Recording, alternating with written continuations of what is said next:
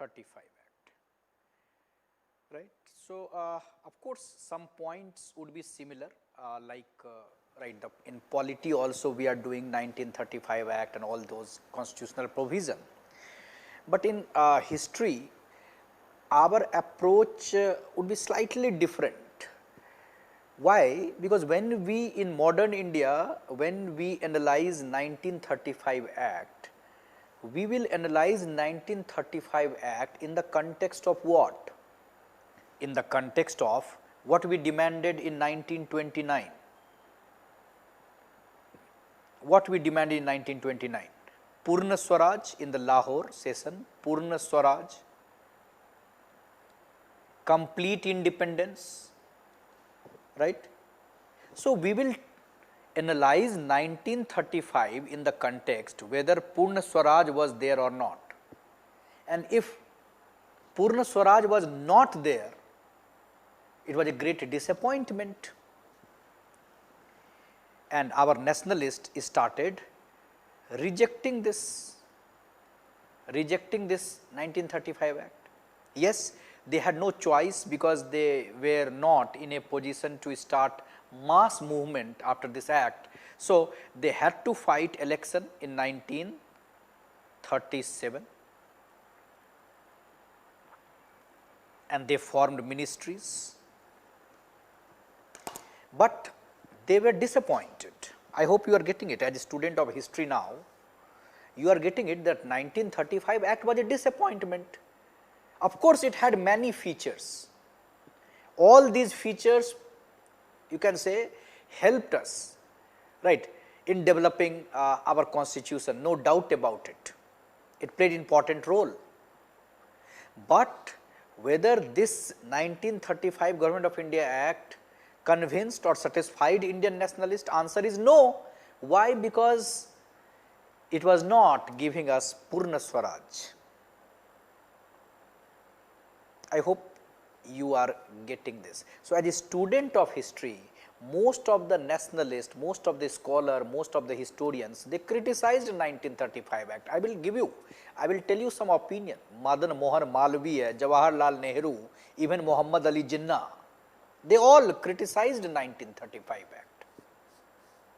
So, 1935 Act could not satisfy nationalists. All those theoretical features it had, probably important in the context of development of constitution. Okay, that is fine. But in 1936, Indian nationalist Congress leaders, they were not happy. There was a strategic debate, what to do now? Can we start a mass movement? This kind of confusion we had. Fine. So, Government of India Act, we should of course mention some important features also, provisions also. I elaborated these features slightly in detail in polity, but in modern India our approach would be a general approach. Our approach would be more what? Towards the importance of it, towards the frustration after this 1935 Act. Fine, right. So, first important area that we can discuss is what is the importance of this act. Importance of 1935 Act, right. So, this act was unique. So, we can add that this act was unique in many respect. It was unique in many respect. Why? Because it was the longest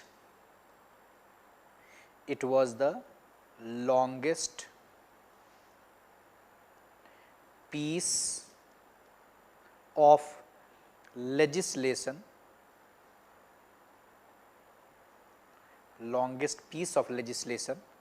ever passed by the British Parliament.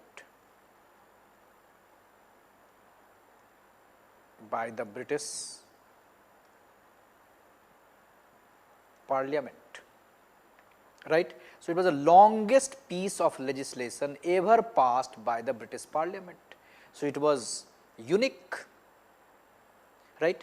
Then we can add that it was the last constitutional measure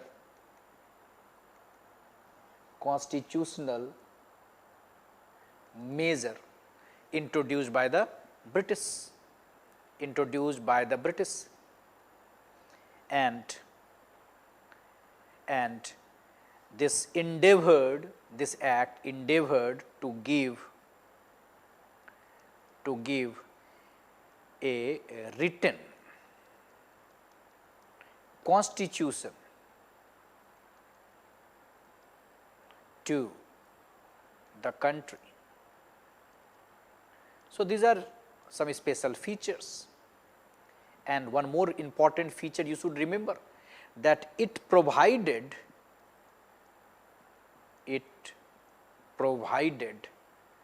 the groundwork,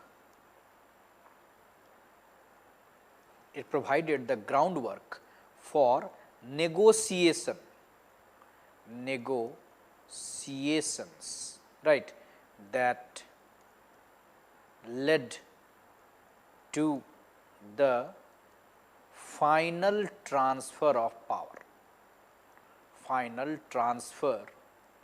of power into the Indian hands.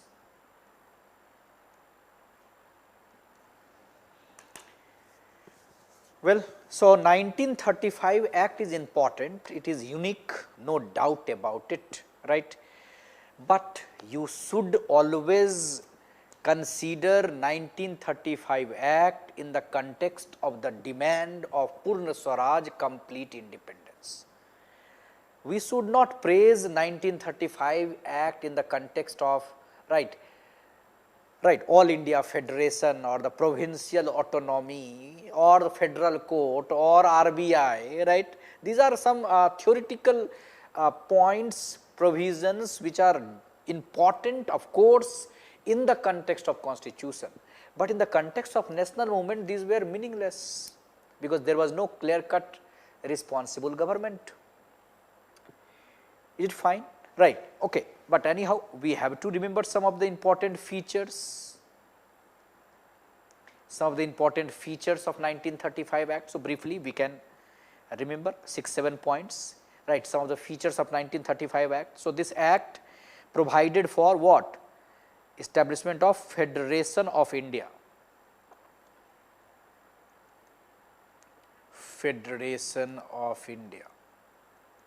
So, first time you will see that this Act provided for the establishment of Federation of India, consisting of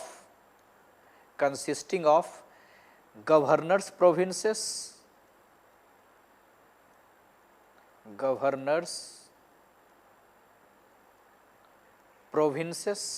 and princely states.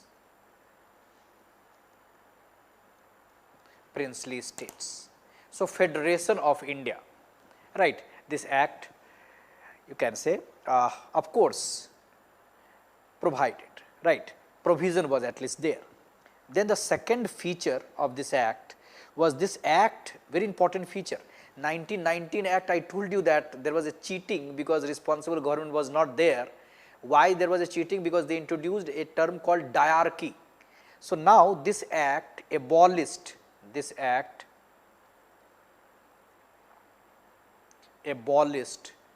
the diarchy. This Act abolished diarchy where? Right, in the provinces,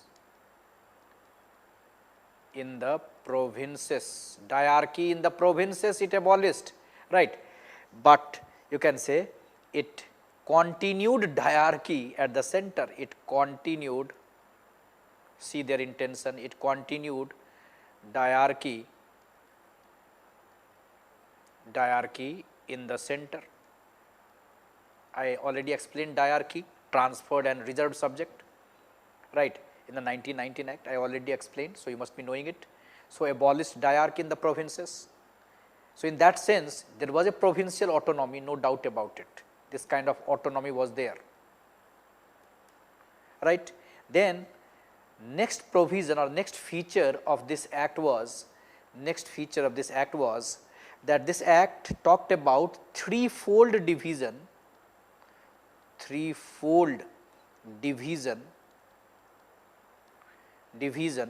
of subjects,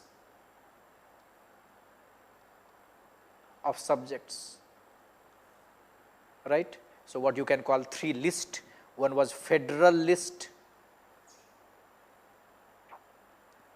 second was provincial list, third was, right, the concurrent list.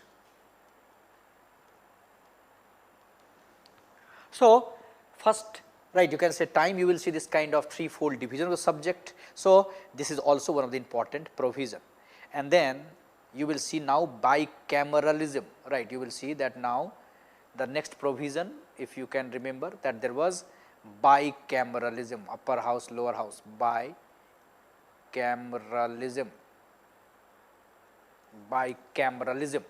in at least 6 provinces.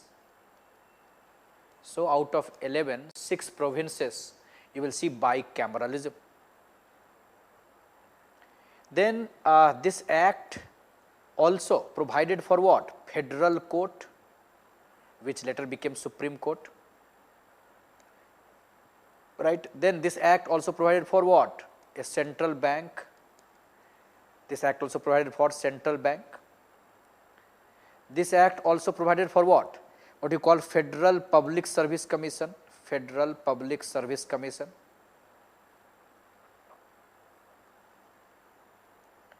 Then this act, you must be knowing this, like because in polity we discussed, right. So, we mentioned this thing. Then this act is also known for further extension of the principle of communal electorate, further expansion of the principle of communal representation, now for depressed classes, women, workers, further expansion. And then this act separated Burma.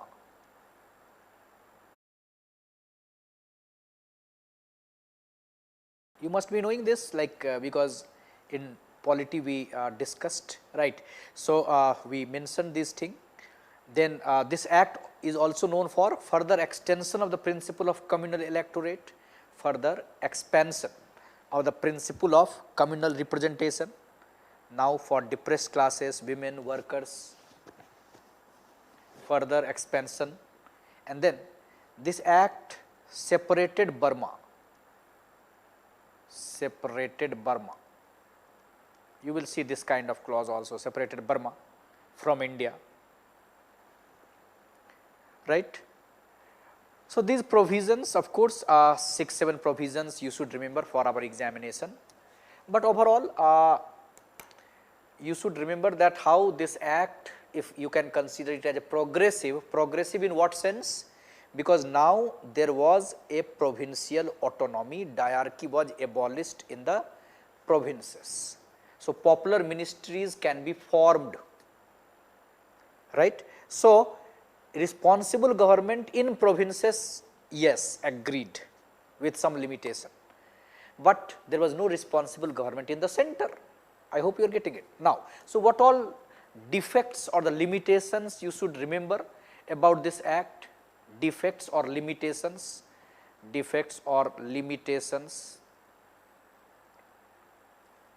of this act. So, first limitation was that there was no federation, never came into existence, no federation never came into existence because princely state did not join it. This was the first limitation, only theoretically, right, they talked about it, but never implemented it. Then the second limitation was that the power given to the ministers, I told you, in the provinces, right, but there were numerous safeguards, numerous responsibilities, restrictions, imposed on them, numerous safeguards, numerous restrictions imposed on them. So, therefore, it is said that they took away,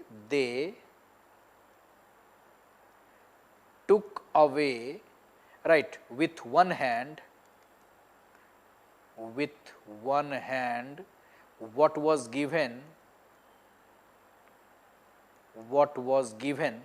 by the other. So, in one hand, like you can say they are giving something, and then you can say they are taking away those things. So, through the safeguards and restrictions. So, they effectively crippled, right, they effectively crippled the powers of the ministers.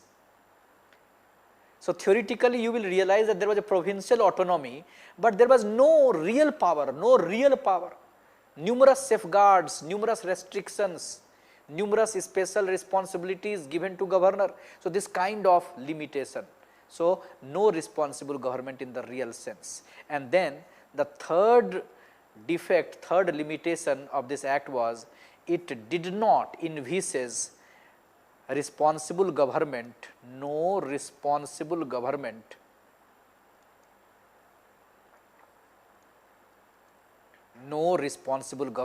at the center.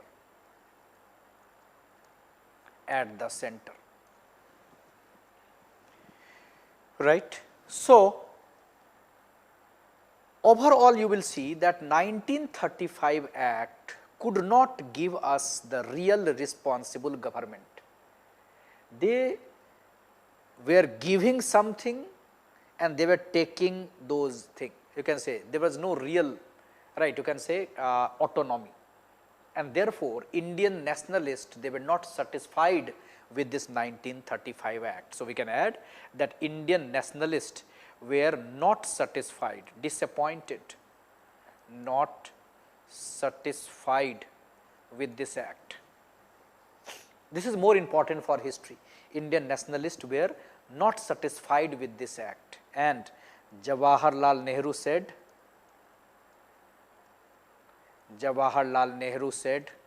that it's a charter of slavery.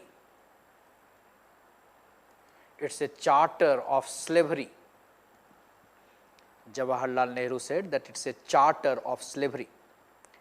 Jawaharlal Nehru said that, right, it provided,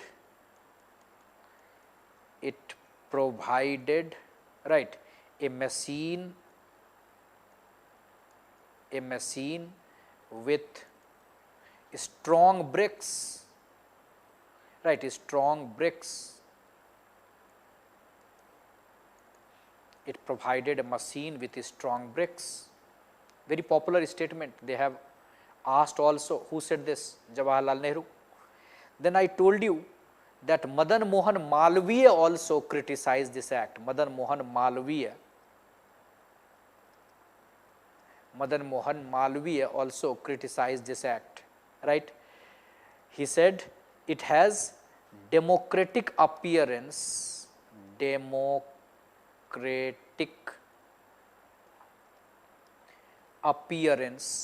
outwardly, but it is absolutely, right, hollow, right, from inside, right. Even M.A. Jinnah also criticized it. He said it is totally unacceptable. Muhammad Ali Jinnah also, right, criticized it. Then even C. Raj Gopalachari, right, a great man, great Gandhian, right, he also criticized it, and he is saying that it is worse than diarchy. At least in diarchy we came to know that we do not have this power, but right now we have given this power and actually, right, it would not be implemented. So, it was worse than diarchy. So, therefore, Indian nationalists, they were not satisfied with this 1935 Act, but, right, there was a strategic debate, and after that, right, they came, you can say, they came to conclusion that, right, we have to fight this election for Swaraj, and through our election manifesto we will try to tell people about the limitations of these provisions, and after forming, you can say, after fighting election, we will see whether we will form ministries or not. And as you know that they form ministries after 1937 election, and they tried to give us some idea of Swaraj. So that we will discuss in the next video.